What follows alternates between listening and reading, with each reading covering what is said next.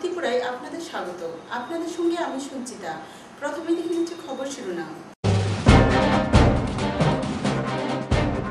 মঙ্গলবার পাকিস্তানের সিন্ধু প্রদেশের শিখরপুর জেলায় একটি শিয়া মসজিদে আত্মঘাতী হামলা চালায় জঙ্গিরা। বিস্ফোরণে বেশ কয়েকজন পুলিশকর্মী সহ 13 জন জখম হয়েছেন।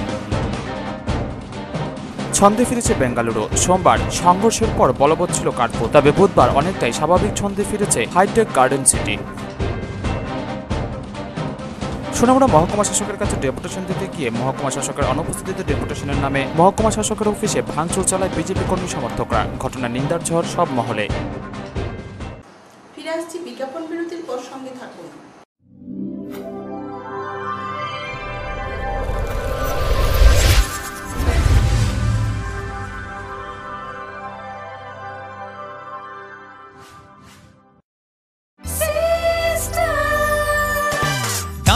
সবজি মশলার কেরামতি কুরবানি প্রতিঘর সিস্টেম স্পাইসি কষা কিংবা ঝোল করো আমিষ হোক নিরামিষ সিস্টার গুনে সব রান্না স্বাদে হয় সঠিক। হোটেল রেস্তোরাঁ কিংবা করো আয়োজনের খাবার সুস্বাদু গন্ধে ভরে মন সবাকার। সিস্টার গুঁড়া মশলায় রান্নার বাহার মন চাই ফিরে ফিরে খেতে পারবা। সিস্টার গুঁড়া মশলা গুণমানে প্রতি ঘরে ঘরে।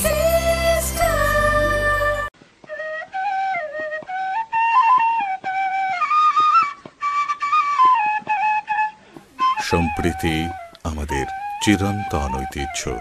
আসুন আমরা সকলে এই সম্প্রীতির বন্ধনকে আরো সুদৃঢ় করি।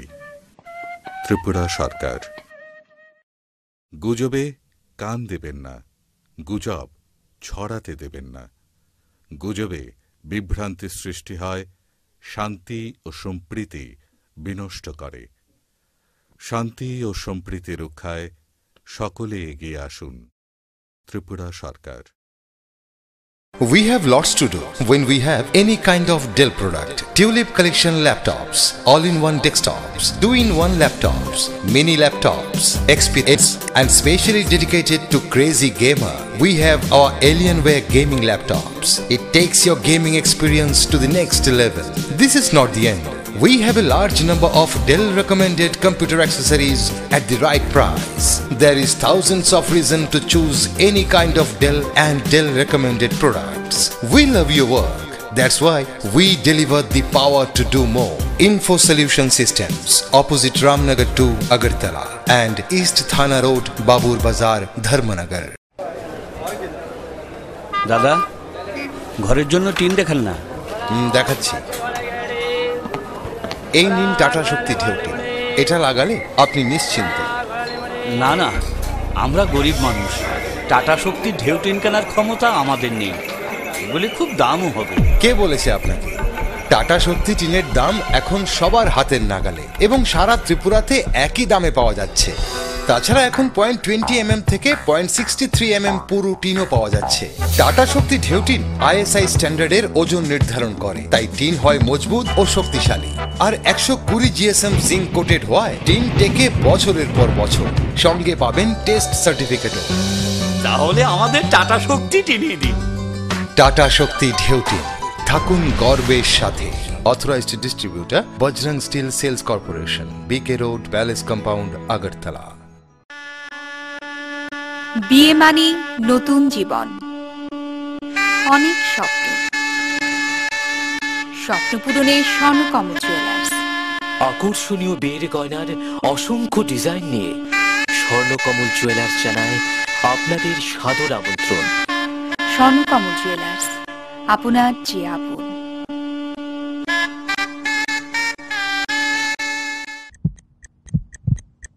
হার্ট ও সেরিব্রাল অ্যাটাকে দেরিতে চিকিৎসা প্রাণঘাতী।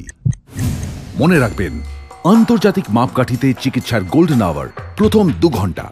তাই দেরি না করে চলে আসুন ঘরের পাশে ILS হসপিটালে। 24 ঘন্টায় থাকছেন বিশেষজ্ঞ চিকিৎসকের দল। আছে অত্যাধুনিক ভেন্টিলেটর ও 24টি ICU বেড। ILS হসপিটাল, সময় বাঁচান, জীবন বাঁচান।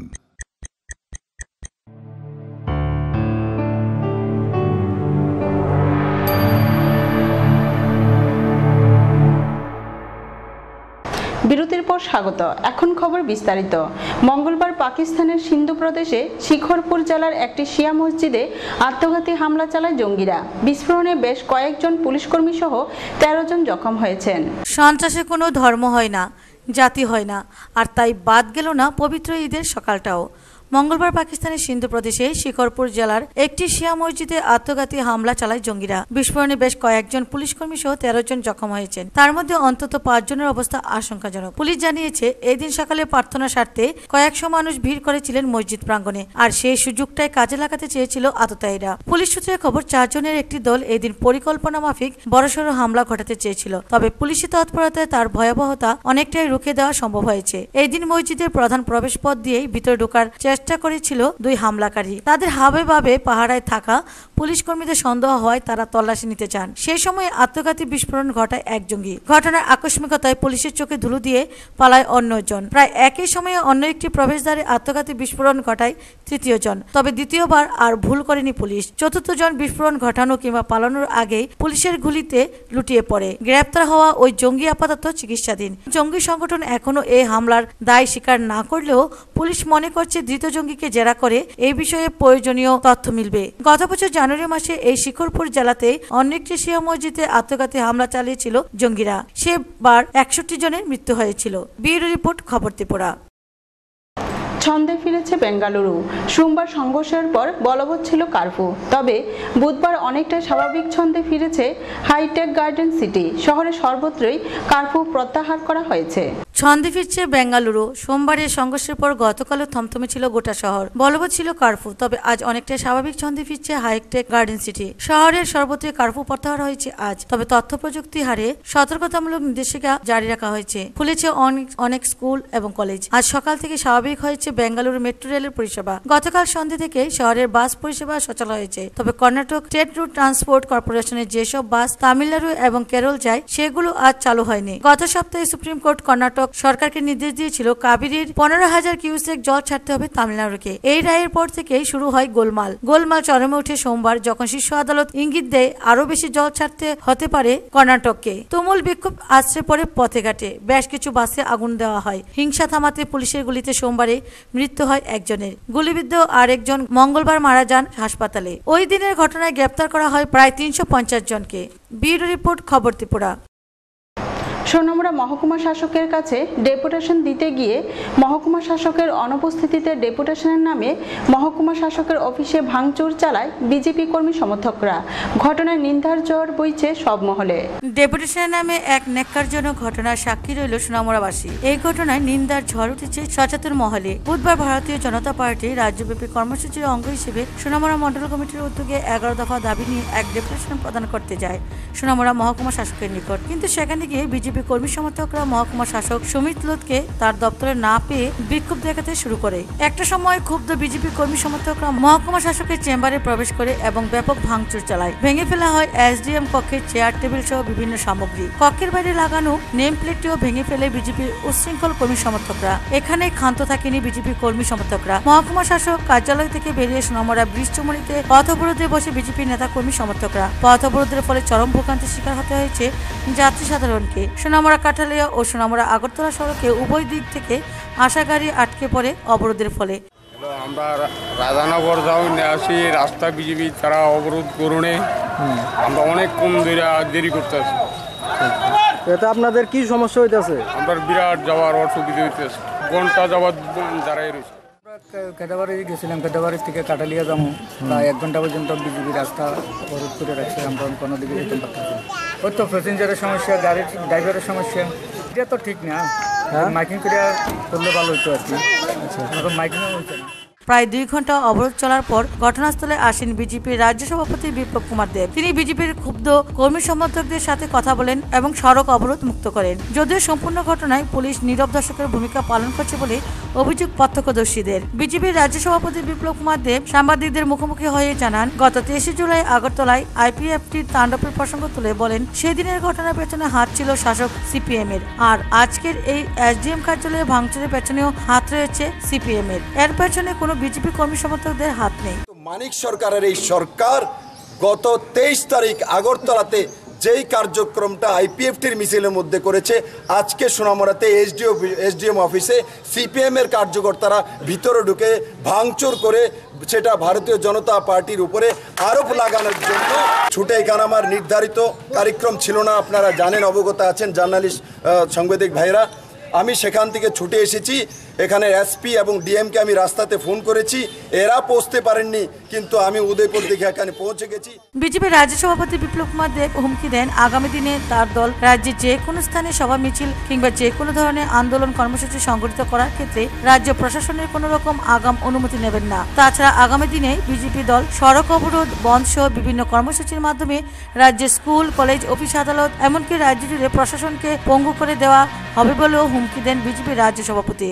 আগামী দিনগুলিতে ভারতীয় জনতা পার্টি ত্রিপুরা রাজ্যের মধ্যে যে আন্দোলন করবে, কোনো আন্দোলনে কোনো ডিএমএসপিকে জিজ্ঞাসা করবে না, তাহলে আগামী যে কোনো আন্দোলন না এসপিকে জানানো হবে না প্রশাসনকে জানানো হবে, ভারতীয় জনতা পার্টি জনতাকে নিয়ে সব বিরোধ করবে, জায়গায় জায়গায় রাস্তা অবরোধ করবে, সমস্ত ত্রিপুরার স্কুল, কলেজ, প্রশাসন ব্যবস্থাকে পঙ্গু করে দেওয়া হবে। সরকারকে সিধা করার জন্য যেই ব্যবস্থা, সেটা কেন্দ্র সরকারের রাজনাথ সিংজি, আমাদের যে গৃহমন্ত্রী আছে, নিশ্চিত সেই ব্যবস্থা।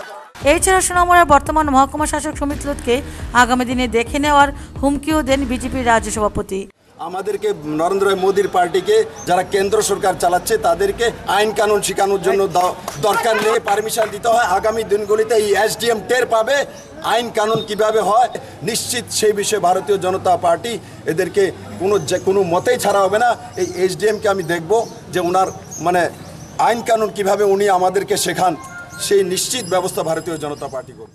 এখন প্রশ্ন হলো, একটি সর্বভারতীয় রাজনৈতিক দলের একজন রাজ্য সভাপতি যদি প্রকাশ্যে প্রশাসনের প্রতি এই ধরনের হুমকি প্রদর্শন করেন, তাহলে সাধারণ কর্মী সমর্থকদের মধ্যে উচ্ছৃঙ্খল মনোভাব তো সৃষ্টি হবে। তাছাড়াও এই দিনে এই ঘটনায় বিজেপি দলের বিরুদ্ধে ছিছি রব উঠেছে মহকুমা জুড়ে।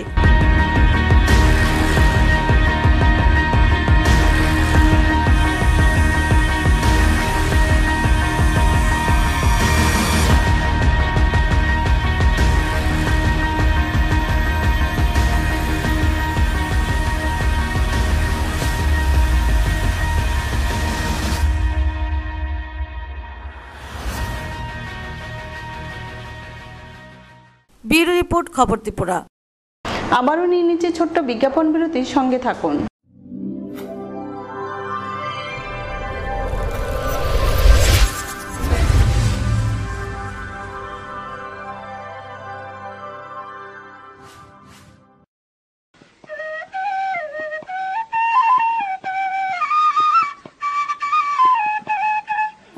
সম্প্রীতি আমাদের চিরন্তন ঐতিহ্য। আসুন আমরা সকলে এই সম্প্রীতির বন্ধনকে আরো সুদৃঢ় করি। ত্রিপুরা সরকার। গুজবে কান দেবেন না, গুজব ছড়াতে দেবেন না। গুজবে বিভ্রান্তি সৃষ্টি হয়, শান্তি ও সম্প্রীতি বিনষ্ট করে। শান্তি ও সম্প্রীতি রক্ষায় সকলে এগিয়ে আসুন। ত্রিপুরা সরকার। হার্ট ও সেরিব্রাল অ্যাটাকে দেরিতে চিকিৎসা প্রাণঘাতী। মনে রাখবেন, আন্তর্জাতিক মাপকাঠিতে চিকিৎসার গোল্ডেন আওয়ার প্রথম 2 ঘন্টা। তাই দেরি না করে চলে আসুন ঘরের পাশে আইএলএস হসপিটালে। 24 ঘন্টায় থাকছেন বিশেষজ্ঞ চিকিৎসকের দল, আছে অত্যাধুনিক ভেন্টিলেটর ও 24টি আইসিইউ বেড। আইএলএস হসপিটাল, সময় বাঁচান, জীবন বাঁচান।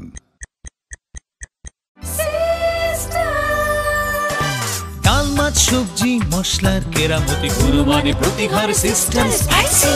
কষা কিংবা ঝোল করো আমিষ হোক নিরামিষ, সিস্টার গুণে সব রান্না স্বাদে হয় সঠিক। হোটেল, রেস্তোরাঁ কিংবা করো আয়োজনের খাবার, সুস্বাদু গন্ধে ভরে মন সমাগার। সিস্টার গুঁড়া মশলায় রান্নার বাহার, মন চায় ফিরে ফিরে খেতে পারবা। সিস্টার গুঁড়া মশলা, গুণমানে প্রতি ঘরে ঘরে। We have lots to do when we have any kind of Dell product. Tulip collection laptops, all-in-one desktops, 2-in-1 laptops, mini laptops, XPS, and specially dedicated to crazy gamer. We have our Alienware gaming laptops. It takes your gaming experience to the next level. This is not the end. We have a large number of Dell recommended computer accessories at the right price. There is thousands of reasons to choose any kind of Dell and Dell recommended products. We love your work.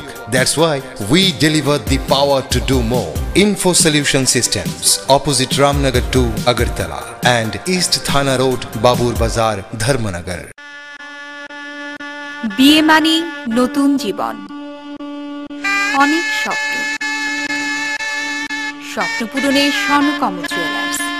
আকর্ষণীয় বিয়ের গয়নার অসংখ্য design নিয়ে Swarnakamal jewellers জানায় আপনাদের সাদর আমন্ত্রণ।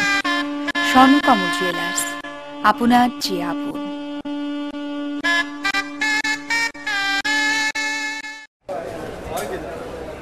দাদা, ঘরের জন্য টিন দেখান না। দেখাচ্ছি। এই নিন টাটা শক্তি ঢেউটি। এটা লাগালে আপনি নিশ্চিন্ত। না না, আমরা গরিব মানুষ, টাটা শক্তির ঢেউ টিন কেনার ক্ষমতা আমাদের নেই। এগুলি খুব দামও হবে। কে বলেছে আপনাকে? টাটা শক্তি টিনের দাম এখন সবার হাতের নাগালে এবং সারা ত্রিপুরাতে একই দামে পাওয়া যাচ্ছে। তাছাড়া এখন 0.20 থেকে 0.63 পুরো টিনও পাওয়া যাচ্ছে। টাটা শক্তি ঢেউ টিন ISI স্ট্যান্ডার্ডের ওজন নির্ধারণ করে, তাই টিন হয় মজবুত ও শক্তিশালী। আর 120 GSM জিঙ্ক কোটেড হওয়ায় টিন টেকে বছরের পর বছর। সঙ্গে পাবেন টেস্ট সার্টিফিকেটও। তাহলে আমাদের টাটা শক্তি টিনিয়ে দিন। টাটা শক্তি ঢেউ টিন, থাকুন গর্বের সাথে। Authorised distributor Bajrang steel sales corporation, BK road, palace compound, Agartala.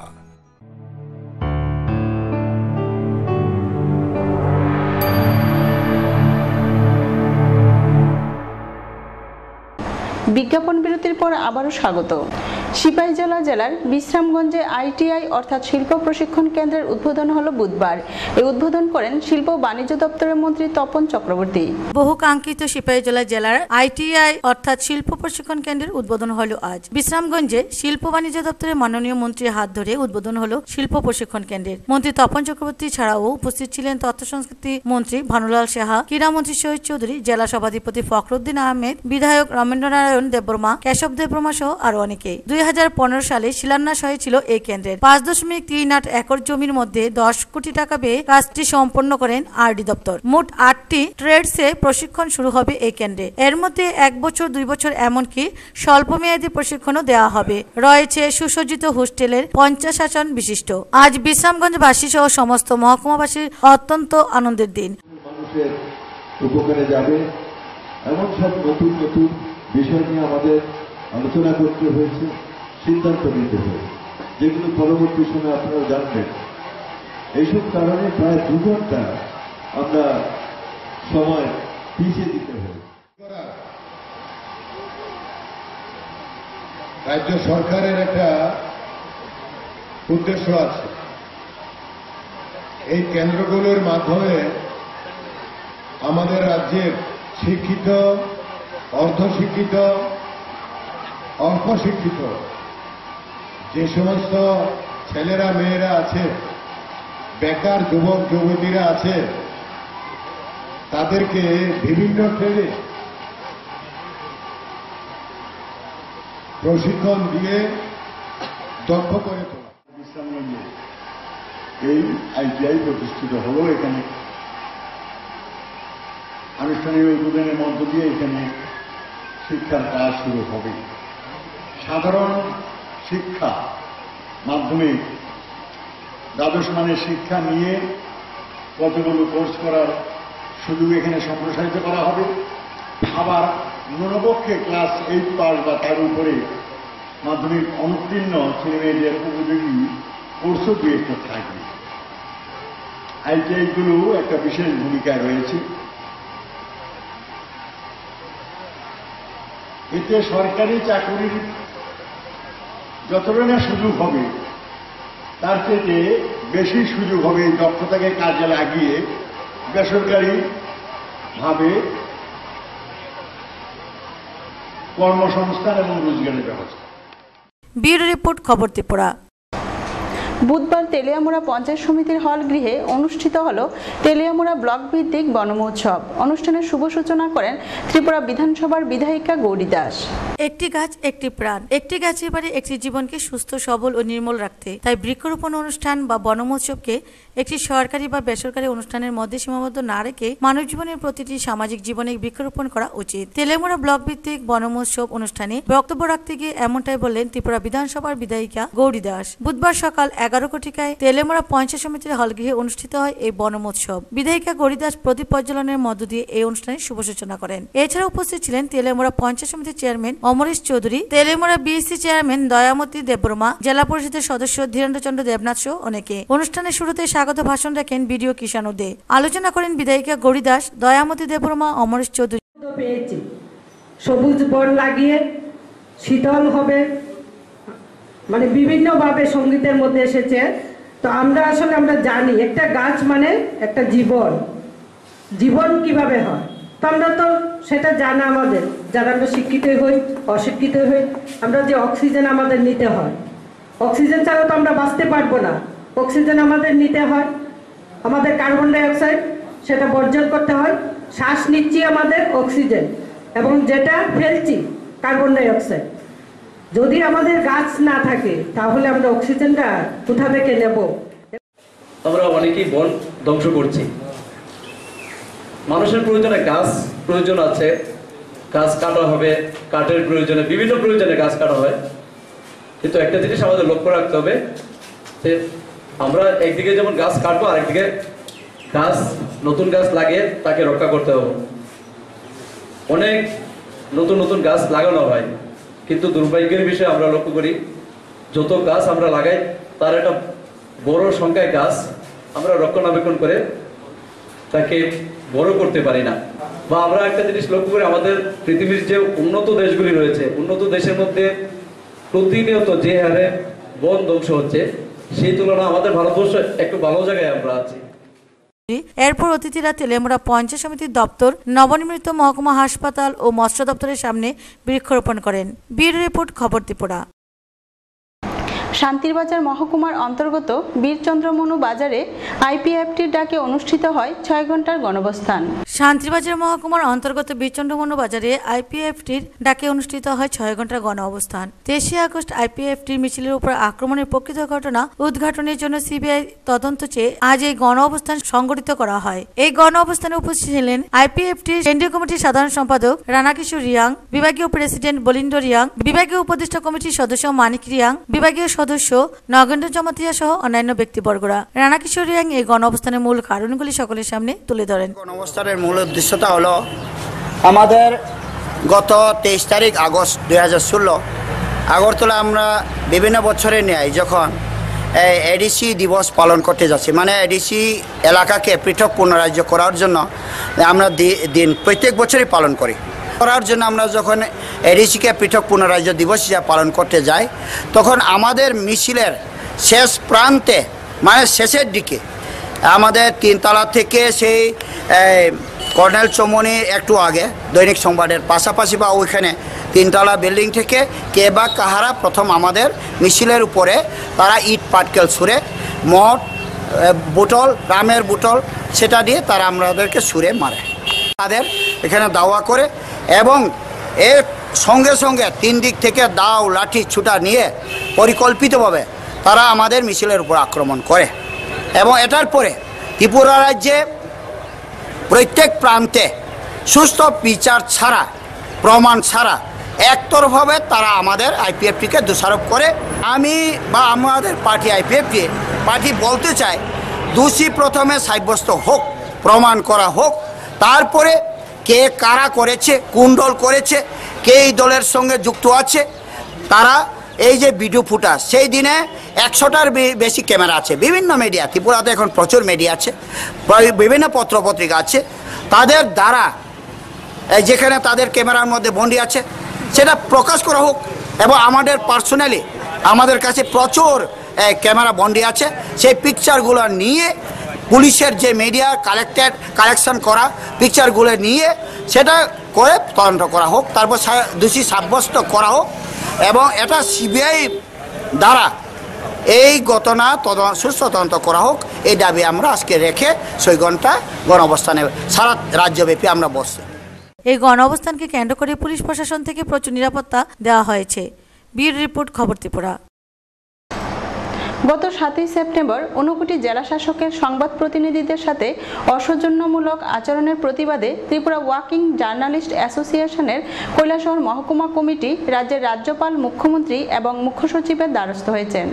গত 7 সেপ্টেম্বর বুধবার ঊনকোটি জেলার জেলাশাসক প্রমোদ রঞ্জন ভট্টাচার্য জেলার সংবাদ প্রতিনিধিদের সাথে অসৌজন্যমূলক এবং অসভ্য আচরণ করার পর জেলাশাসক কিংবা জেলাশাসকের অফিসের পক্ষ থেকে আজ অবধি কোনো বিবৃতি নেই। জেলাশাসকের এই ভূমিকায় সংবাদ প্রতিনিধিরা প্রচণ্ড অপমানিত বোধ করেছে।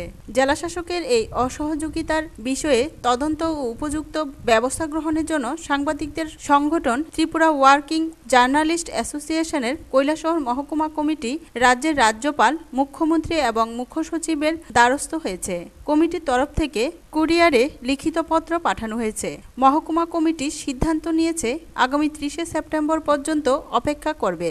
এর মধ্যে কোনো সদুত্তর না আসলে বিষয়টি নিয়ে জেলাশাসকের বিরুদ্ধে নালিশ জানাবে প্রেস কাউন্সিল অফ ইন্ডিয়ার কাছে এবং বিষয়টি নিয়ে বিভিন্ন রাজনৈতিক দলকেও অভিহিত করা হবে। জেলাশাসকের এই ভূমিকায় জেলা এবং মহকুমায় সংবাদ প্রতিনিধিদের মধ্যে প্রচণ্ড ক্ষোভ তৈরি হয়েছে।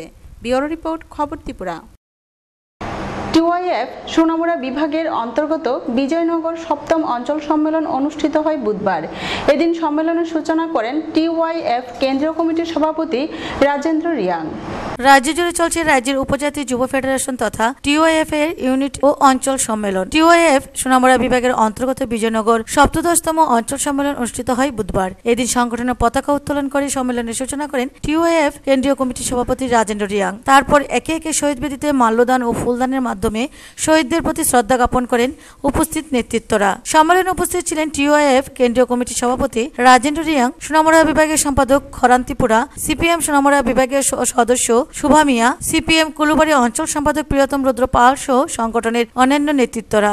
সম্মেলনের প্রথমে শোক প্রস্তাব পাঠ করা হয় এবং 1 মিনিট নীরবতা পালন করা হয়। তারপর সম্পাদকীয় প্রতিবেদন পেশ করেন সংগঠনের বিজয়নগর অঞ্চল সম্পাদক মধুসূদন দেববর্মা। সম্পাদকীয় প্রতিবেদনের উপর 6 জন প্রতিনিধি আলোচনা করেন। সম্মেলনে উদ্বোধকের ভাষণে কেন্দ্রীয় কমিটির সভাপতি রাজেন্দ্র রিয়াং সম্মেলনের তাৎপর্য এবং বর্তমান কেন্দ্রীয় সরকারের বিভিন্ন জনবিরোধী নীতির প্রসঙ্গ তুলে ধরেন। আর এই পরিস্থিতিতে টিওআইএফ কে আন্দোলনে ঝাঁপিয়ে পড়ার আহ্বান জানিয়ে বলেন, বিভিন্ন কমিউনিটি বাই কমিউনিটি দাঙ্গা শুরু খাইয়ে বিভাজন সৃষ্টি খাইয়ে শাসন দেন। বিজেপি সরকার, কেন্দ্র সরকার প্রায় 2 বছর পালনে থামালি দিছে। জম্মু খাইকে সারা ভারতবর্ষের কমিউনিটি নির্বিশেষে প্রায় 1000 কালির উপরে জাত পাত দিয়ে দাঙ্গা শুরু হয়। তোমার বলুন উপজাতি যুব ফেডারেশন সংগঠনকে শক্তিশালী করতে বিধানসভা নির্বাচন আগে হচ্ছে যেটা লড়াই খুব শক্তি লড়াই সংগঠন খুব দ্রুত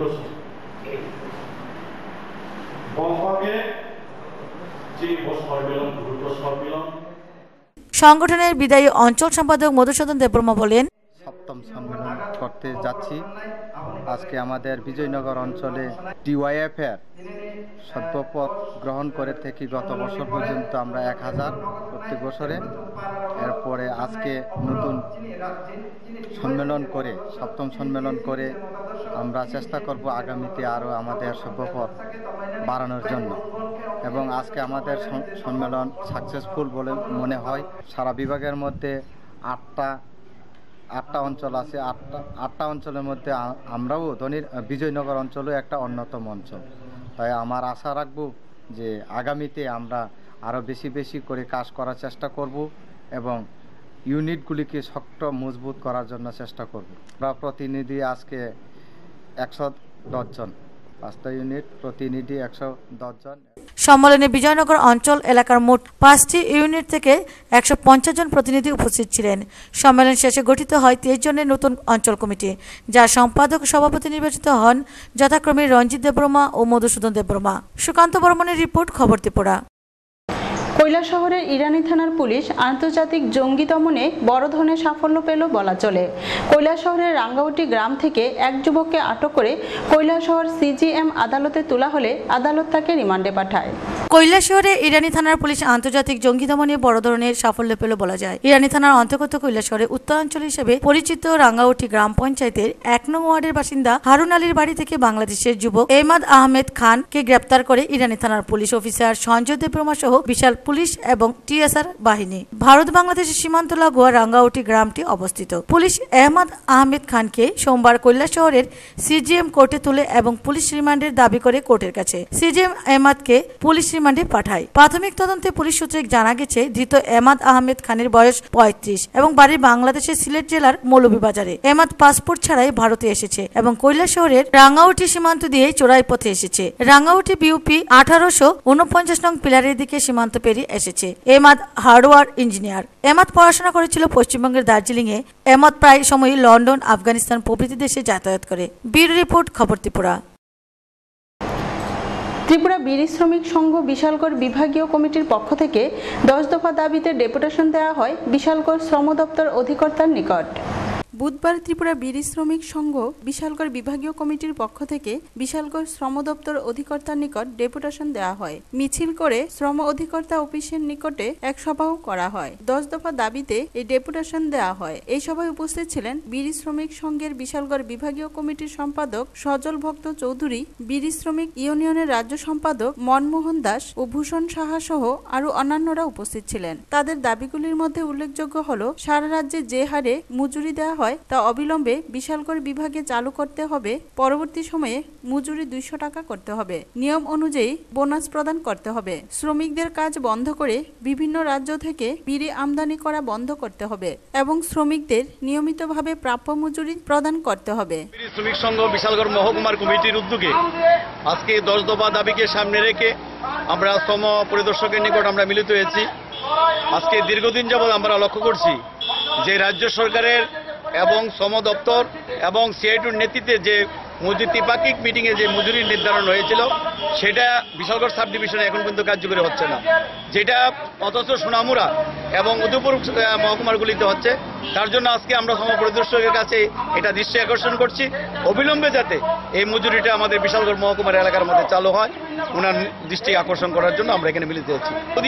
যদি এই সেপ্টেম্বরের মধ্যে যদি আমাদের এই দাবিগুলি পূরণ না হয়, বিশেষ করে মজুরিটা যদি পূরণ না হয়, আমরা আগামী দিনে আমরা গণহারে আজকে যেভাবে গণডেপুটেশন আমরা সংগঠিত করছি সেটা আরো মারাত্মক আকারে গণডেপুটেশন হবে, গণধর্ণা সৃষ্টি করা হবে। মালিকের বাড়িতে সামনে আমরা গণধর্ণা সৃষ্টি করব এবং আগামী মারমুখী আমরা আন্দোলন সেখানে সংগঠিত করব। এটাই আমাদের। ব্যুরো রিপোর্ট, খবর ত্রিপুরা। বিয়ের প্রতিশ্রুতি দিয়ে গভীর রাতে এক মেয়েকে অপহরণ করে পরে ধর্ষণ করে আবার মেয়ের নিজ বাড়িতে পাঠিয়ে দেয় এক যুবক।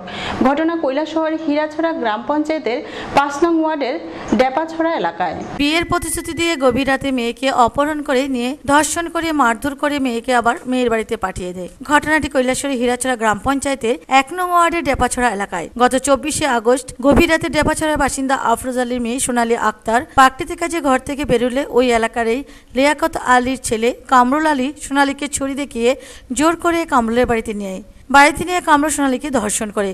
সোনালীর আওয়াজ শুনে কামরুলের বাবা, মা, ভাই, কাকারা সোনালীকে প্রচন্ড মারধর করে রক্তাক্ত অবস্থায় মাটিতে ফেলে দেয়। এদিকে সোনালীর খুঁজে বাড়ির সবাই খুঁজতে বের হয়। লিয়াকতের বাড়ির পাশে যেতে চিৎকার শুনে সোনালীর বাবা যায়, গিয়ে দেখে সোনালী মাটিতে পড়ে আছে। এই অবস্থা দেখে সোনালীর বাবা চিৎকার করলে গ্রামের অনেক মানুষ ঘটনাস্থলে আসে। সঙ্গে সঙ্গে ইরানি থানায় খবর দিলে পুলিশও ঘটনাস্থলে আসে। পুলিশকে দেখে কামরুল পালিয়ে যায়। পুলিশের সাহায্যে সোনালীর পরিবার সোনালীকে হাসপাতালে নিয়ে আসে। 24 তারিখ রাত আমি ল্যাট্রিনে যাই, ওই সময় কামরুল খেয়ে আমার ফিসের দিকে আইয়া ধরছে। ধরার পরে আমি তো দেখছি না আন্দাজে, এরপরে তারে দেখছি, দেওয়ার পরে খেয়ে কামরুল, এরপরে আমার জোরে হে দড়িয়ে আনছে, গলা চাক্কু লাগাইয়া দড়িয়ে নিয়া আমার দর্শন করছে। করার পরে তার বাড়িত আমি চিৎকার করতে চাইছি, তে হয়েছে তুমি চিৎকার করলে তোমার মারিলাম। আমি চিৎকার করছি না, ওই সময় আমার তার বাড়িতে লইয়া গেছে। যাওয়ার পরে তার মা, তার বাপ, তার ভাই আমার মারছেন। মারার পরে তার মায় আমারে দাদি আর ডিল মারছেন। মারার পরে আমার ফাও কাটছে, আর তো না পুরো ফাও কাটি গেল।